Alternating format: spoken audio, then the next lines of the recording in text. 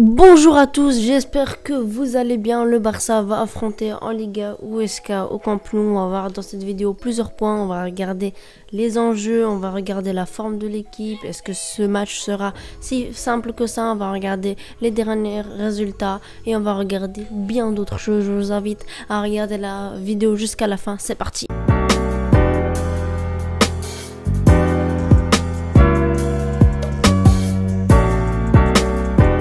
Dans cette vidéo, on va regarder les enjeux du match. On va également regarder si USK est si simple à battre. On va regarder mon 11 idéal et mon pronostic et bien d'autres choses. Je vous invite à regarder la vidéo jusqu'à la fin. Les amis, j'aimerais vous remercier d'abord pour les retours sur la dernière vidéo sur Haaland. Si vous ne l'avez pas vu, je vous invite à aller la regarder. Et surtout pour les 2000 abonnés, ça me fait vraiment plaisir d'atteindre ce cap. Voilà, tout simplement, je vous remercie infiniment. Donc, le Barça va affronter USK ce lundi à 21h. On dirait un petit match de Ligue 1 après le dimanche, tout simplement. Les joueurs du Barça ont pu se reposer tout simplement. Ils ont joué mercredi, là ils vont jouer lundi, donc ils ont eu un peu de repos. Ça fait du bien aux joueurs, je pense, parce que ils ont eu un calendrier infernal ces derniers mois où ils jouaient tous les 3 jours. Je pense que ça leur ferait vraiment du bien.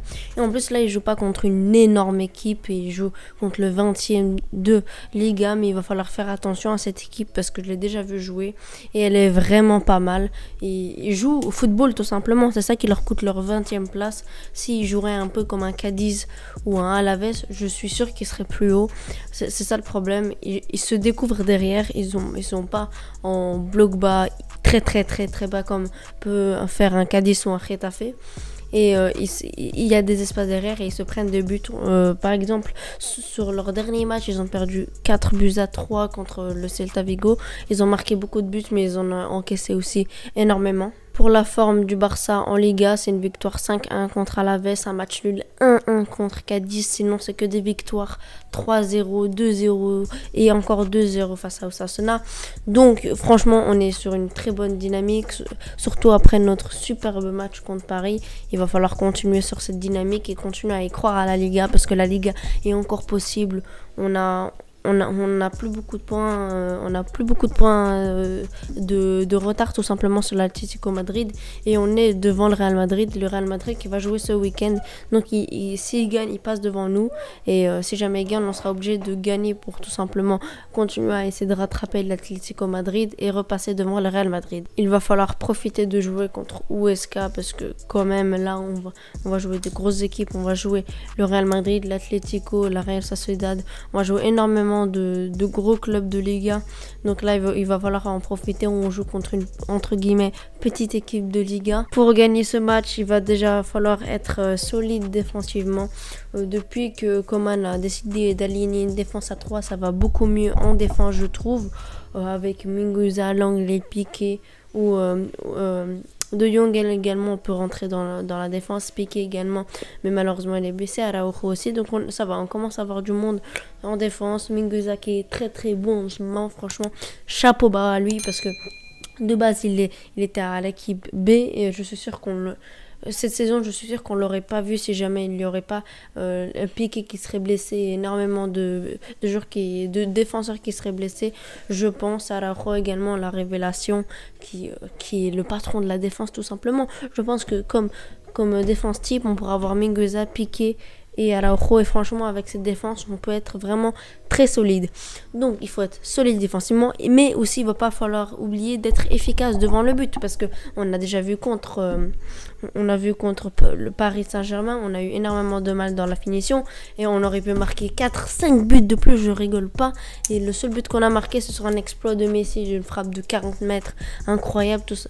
Mais il va falloir marquer et pour marquer il va nous falloir également Messi c'est Messi tout simplement et Dembélé qui doit vraiment s'améliorer dans la finition parce que ça commence à devenir inquiétant. Surtout qu'il sera sûrement en attaque avec Messi pour ce match. Il va falloir qu'il marque tout simplement. Quand tu as une occasion face à face, bah, tu dois la marquer. C'est pas comme si c'est une frappe à 30 mètres ou un but très compliqué à mettre. Mais il a souvent des occasions où c'est très simple de les mettre, entre guillemets, et il les met pas. Ça, il va falloir qu'il s'améliore. Sur cela, il va falloir avoir de l'envie. Je pense que sur ça, les joueurs auront de l'envie.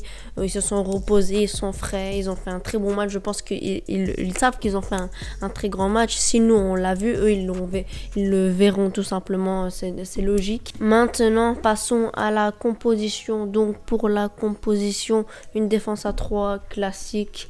Mingueza, l'anglais et Araujo qui est de retour dans le groupe. Et là, il va falloir le lancer parce qu'il s'est blessé à la cheville. Il a eu une rechute. Il va falloir qu'il reprenne du rythme. En plus, c'est l'idéal. Il joue contre USK, pas une énorme équipe. Il n'aura pas énormément de choses à faire, mais c'est juste pour prendre le rythme pour les prochaines échéances à venir. Mingueza qui est un des meilleurs défenseurs depuis que Araujo est blessé. Il est très bon, ça me fait penser à un Ramos, franchement. En fait, il a été incroyable contre Paris Saint-Germain au retour pendant les 30 premières minutes. Il a bouffé Mbappé. Mbappé n'a pas pu faire grand chose et malheureusement, il était sorti à cause d'un carton jaune qui était arrivé très vite. Au milieu, Frenkie de Jong, Busquets. Tout simplement parce que c'est les milieux qu'il nous faut. De Jong qui est sur un nuage depuis quelques mois. Busquets qui est bon. Depuis qu'on a instauré cette défense à 3, il est plutôt bon parce que je pense qu'il est plus à l'aise derrière 3 défenseurs que 2 parce que quand tu as 2 défenseurs derrière et qui perd un ballon, parce que de temps en temps il perd des ballons qui sont très dangereux, bah il y a un défenseur qui arrive à stopper ce ballon tout simplement. Aussi De Jong, on aurait pu le mettre en défense centrale, mais je pense qu'au milieu il apportera beaucoup plus. Même s'il est très bon défensivement, il a fait un énorme match contre Paris défensivement, il jouait en défenseur central, je le rappelle. À droite, Dest, tout simplement, c'est classique. À droite, Dest, Alba. À gauche, Alba qui fait une saison très très bonne. Dest qui commence à prendre du rythme et à prendre de la confiance. En attaque, tout simplement, Messi, Dembélé, pas vraiment le choix.